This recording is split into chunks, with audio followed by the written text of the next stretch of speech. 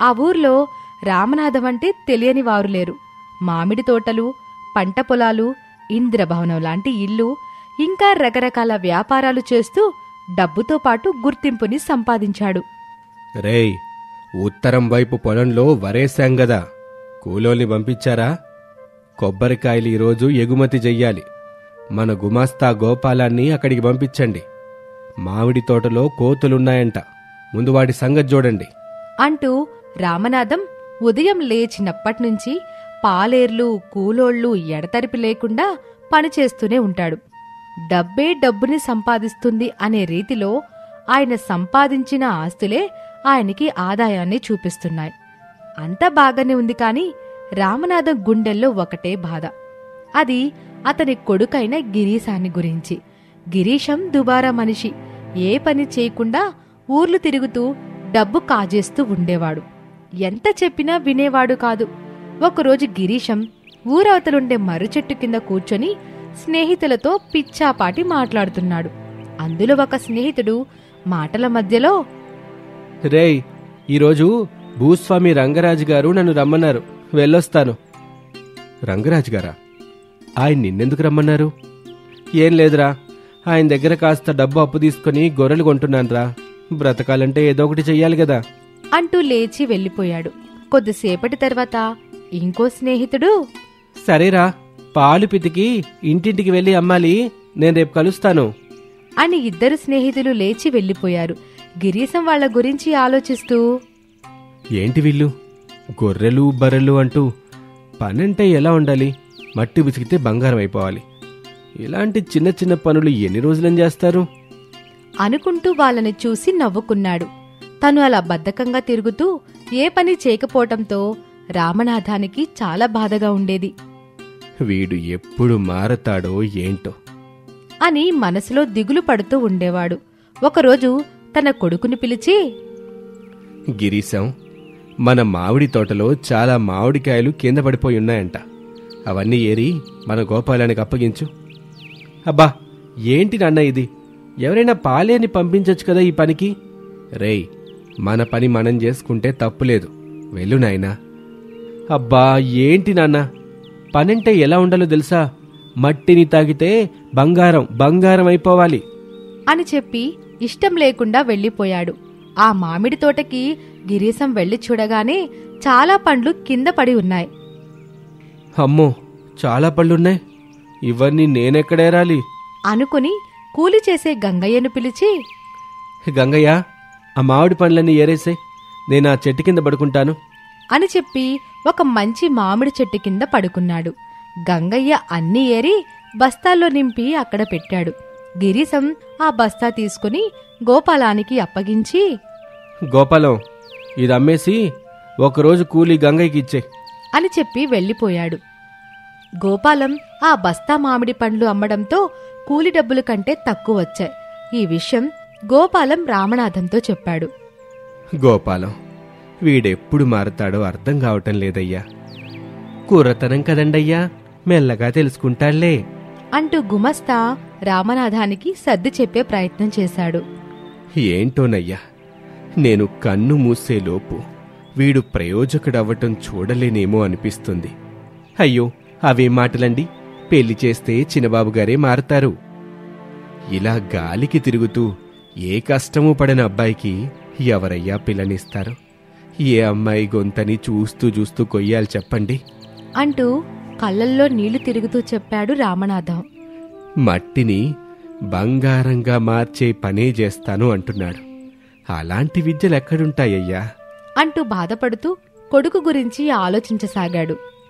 పెద్దవాళ్ళు, మీరే ఇలా డీలా పడిపోతే ఎలాగండి అని తన స్థాయిలో ఏదో సర్ది చెప్పి ఇంటికి వెళ్ళిపోయాడు.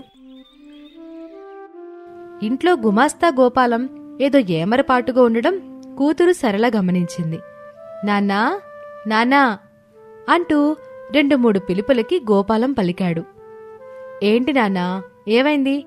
ఏంటేదో ఆలోచిస్తున్నారు అని ప్రేమగా అడిగింది. దాంతో గోపాలం కూతురికి జరిగిందంతా చెప్పాడు. అయ్యగారిని చూస్తుంటే మనసు చాలా కష్టంగా ఉంది తల్లి. నాన్నా, దీనికి నా దగ్గర పరిష్కారముంది అంటూ ఒక ఆలోచన చెప్పింది. వెంటనే తర్వాత రోజు గోపాలం ఆ ఆలోచన రామనాథానికి చెప్పాడు. వెంటనే రామనాథం సరళను పిలిచి, మా వాడిని నువ్వు నిజంగా మారుస్తావా తల్లి? నన్ను నమ్మండయ్య గారు అని నమ్మకంగా చెప్పింది. రామనాథానికి కూడా కొంచెం నమ్మకం కలిగింది. తర్వాత రోజు రామనాథం, గోపాలం అలాగే సరళ నిలబడి గిరీశాన్ని పిలిపించారు. ఏంటి నాన్న పిలిచారంట? నువ్వెప్పుడూ అడుగుతూ ఉంటావు గదా, మట్టిని బంగారం చేసే విద్య కావాలి అని. అలాంటి విద్య ఇదిగో ఈ అమ్మాయికి తెలుసునంట అనగానే గిరీశానికి చాలా సంతోషం వేసింది. అవునా, ఏంటది అంటూ కొంచెం ఆశ్చర్యంగా అడిగాడు. ఏమీ లేదండి, అరిటాకుల్ని కాల్చి చేస్తే వచ్చిన బూడిద 2 కిలోలు మీ చేత్తో మీరు తీసుకొస్తే మట్టిని బంగారం చెయ్యొచ్చు అనగానే గిరీశం చాలా సంతోషపడి వెంటనే అరిటాకుల్ని కాల్చి బూడిద చేయటం మొదలుపెట్టాడు. కాని ఆ అరిటాకుల బూడిద సరిపోలేదు. వెంటనే 2 ఎకరాల భూమిని తీసుకొని అరటి పంట వేశాడు. ఆ పంటని కంటికి రెప్పలా చూసుకుంటూ బాగా పెంచాడు. ఆ అరటి చెట్లు బాగా పెరిగి మంచి గెలలు కూడా కాశాయి. గిరీశం అవేమీ పట్టించుకోకుండా ఆకుల్ని అన్నీ కోసి ఊరవతలికి తీసుకుని వెళ్లాడు. అరటాకుల్ని బాగా కాల్చేసి ఆ బూడిద తీసుకుని ఇంటికి వెళ్లాడు. అక్కడ సరళ, రామనాథం, గోపాలం ఉన్నారు. ఇదిగోండి, మీరడిగింది తీసుకొచ్చాను. బూడిదని బంగారంగా మార్చే విద్య ఏంటో చెప్పండి అంటూ ఆత్రంగా అడిగాడు. ముగ్గురు నవ్వుకుని ఒక సంచి నిండా బంగారు నాణాలు పెట్టి గిరీశానికి అందించారు. ఏంటలా చూస్తున్నారు? ఇది బంగారమే, కాకపోతే బూడిద వల్ల వచ్చింది కాదు. మీరు పండించిన అరటిగెలలు అమ్మితే వచ్చింది. కష్టపడి మట్టిలో వ్యవసాయం చేస్తే అది ఖచ్చితంగా బంగారాన్నిస్తుంది. కష్టపడకపోతే ఏదీ రాదు అని బంగారు నాణేలు అందిస్తూ చెప్పింది సరళ. ఆ మాటలకి గిరీశానికి కనువిప్పు కలిగింది. అప్పటినుంచి ఒళ్ళొంచి కష్టపడుతూ కష్టసుఖాలు తెలుసుకున్నాడు. వ్యాపారాన్ని, వ్యవసాయాన్ని సమర్థవంతంగా నడిపించసాగాడు. కొడుకులో వచ్చిన మార్పు చూసి రామనాథం చాలా సంతోషపడ్డాడు. తెలివైన అమ్మాయి పక్కన ఉండాలని సరళను ఇచ్చి పెళ్లి చేశాడు. సరళ సూచనలతో గిరీశం పనితనంలో వాళ్ల ఆస్తి అలాగే సంసారం 3 పువ్వులు 6 కాయల్లాగా సంతోషంగా సాగుతుంది. మరొక ఆసక్తికర కథతో మళ్ళీ కలుద్దాం. నాగరాజు కారుని డ్రైవింగ్ చేస్తూ ఉండగా ధనవంతుడైన మాధవయ్య తన భార్య సుశీలతో కలిసి కారులో టౌన్కి వెళ్తున్నాడు. సుశీల కొంచెం బాధగా, మరొకసారి ఆలోచించండి. మందారపల్లిలో మేనకోడల వారు లక్ష్మి ఉండగా మన అబ్బాయికి టౌన్లోని అమ్మాయిని చూడడం అంత మంచిగా లేదండి. అర్థం పర్థం లేకుండా మాట్లాడకు సుశీల. 4 వ్యాపారాలున్న నేనెక్కడా? 4 పశువులున్న మీ అన్నయ్య ఎక్కడా? మీరు కళింగపట్టణంలో ఉంటున్నారు, మా అన్నయ్య మందారపల్లిలో ఉంటున్నారు. ఈ అతి తెలివి మాటలే వద్దని చెప్పేది. చూడు సుశీల, నా అద్దాల మేడకు మీ అన్నయ్య మట్టింటికి పెళ్లి ముడి సరిపోదు. మేనకోడల్ని చేసుకుంటే బావుండనే ఆశలాంటివేమైనా ఉంటే అవి నెరవేరవు. గుండెని గట్టిగా చేసుకో అని మాధవయ్య చెబుతూ ఉండగా మందారపల్లి ఊరి రాగానే కారు ఉన్నపలంగా ఆగిపోయింది. నాగరాజు ఎంతగా ప్రయత్నం చేసినా కారు మాత్రం స్టార్ట్ కాదు. డ్రైవర్, ఏమైంది? కారెందుకు ఆగిపోయింది? అదే అర్థం కావటం లేదు సార్. మీరు కారులోనే కూర్చోండి, నేను దిగి చూస్తాను అని చెప్పి డ్రైవర్ నాగరాజు కారు దిగి ముందు డోర్ తెరిచి చూస్తూ ఉంటాడు. కొంత సమయం గడిచింది. కారు స్టార్ట్ కాలేదు. నాగరాజుకి అర్థం కాలేదు. మాధవయ్య దగ్గరికి వచ్చాడు. అయ్యా, సమస్య ఏంటో తెలియటం లేదు. తమరు అమ్మగారితో కలిసి బస్సులో వెళ్ళండి, నేను దగ్గరుండి మెకానిక్కి చూపించి తీసుకొస్తాను అని చెప్పగానే మాధవయ్యకి కోపం వస్తుంది. తప్పు ఎవరిది కాదని, సరేలే, టౌన్కి వెళ్లే బస్సు వస్తుందేమో చూడు. అలాగే బాబుగారు అని చెప్పి దిక్కులు చూస్తూ ఉండగా కొద్ది దూరంలో ఎడ్లబండిలో సుశీల అన్నయ్య వీరయ్య వస్తూ ఉంటాడు. రోడ్డు మీద ఆగిన కారును చూసి, అరే, ఈ కారు మా చెల్లెమ్మ బావగారిదిలా ఉందే అని అనుకుంటూ బండిని కారు దగ్గర ఆపుతాడు. కారులో సుశీల, మాధవయ్య కనిపిస్తారు. బావగారిదిలా ఉండటం కాదురా వీరయ్య, బావగారిదే అంటూ వీరయ్య బండి దిగి కారు దగ్గరికొచ్చాడు. మాధవయ్య, సుశీల కూడా కారు దిగారు. బావగారు బావున్నారా? బాగోలేకపోవటానికి మేము నీలాగా ఎడ్ల బండిలో తిరగటం లేదు. ఇదిగో ఇలా కారులో తిరుగుతున్నాం అని గొప్పగా చెప్పాడు మాధవయ్య. బావగారి గొప్పకి ఆ మాత్రం లేకపోతే ఎట్టా చెప్పు బావా. ఇంతకీ ఏమైంది బావా మీరు తిరిగే కారుకి? ఏమైందో తెలీదన్నయ్య, ఈ ఊరికి రాగానే ఆగిపోయింది. ప్రాణం లేని కారుకి కూడా తెలిసిపోయింది చెల్లెమ్మా, మనకి అయినాళ్ళుంది ఈ ఊర్లోనే అని వీరయ్య అనగానే మాధవయ్యకి కోపం వచ్చింది. కోపంగా, నాగరాజు ఏమైంది? ఏదైనా ఒక టాపు, ముందుగా ఈ ఊరు దాటాలి అని మీరనుకుంటే సరిపోదులేండి బావగారు. మా ఊరు కూడా అనుకోవాలిగా. చూస్తుంటే కారుకేదో సమస్య అని అర్థమవుతుంది గాని ఈ ఇంటికి వెళ్దాం పద బావా. సార్ ఏదో బస్ వస్తుంది. సుశీల బస్ వస్తుందంట, రెడీగా ఉండు అని చెప్పగానే బస్సు వచ్చింది. ఇద్దరూ బస్సు ఎక్కారు. సుశీల బాధగా, వెళ్ళొస్తానన్నయ్య అని చెప్పి కన్నీళ్లు పెట్టుకుంది సుశీల. వీరయ్య నవ్వుతూ తన చెల్లి సుశీలని చూస్తూ ఉంటాడు. అలా రోజులు గడుస్తూ ఉంటాయి. ఒక రోజున దండ వేసిన మాధవయ్య ఫోటో ముందు నిలబడిన వీరయ్య బాధగా కన్నీళ్లు పెట్టుకుంటూ, ఇలా అవుతుందని అనుకోలేదు బావా. ఉక్కులాంటి మనిషివి, నీకు గుండె పోటు రావడమేంటో, మా మధ్య లేకుండా పోవడమేంటో, ఇది ఇంకా నాకు కలగానే ఉంది బావా. మా బావ నా మీద అలిగిపోయాడు అనుకున్నట్టుగానే అనిపిస్తున్నా. నమ్మలేని నిజం కళ్ళ ముందిలా దండేసిన ఫోటోలా కనబడుతుంది అని అంటుండగా 30 ఏళ్ల తన మేనల్లుడు చంద్రశేఖర్ను తీసుకుని చెల్లెలు సుశీల వచ్చింది. అన్నయ్య, ఎంతకాలం ఆయన చేసిన గారాభం వల్ల వీడు సరిగ్గా ఏ పని చేయలేదు. ఒక్కగానొక్క కొడుకు, లక్షలకు మించిన ఆస్తి, ఇక పని చేయాల్సిన అవసరం లేదంటూ ఒక విధంగా సోమరిలా తయారు చేశాడు. అదంతా నేను పోగొడతానులే చెల్లెమ్మ.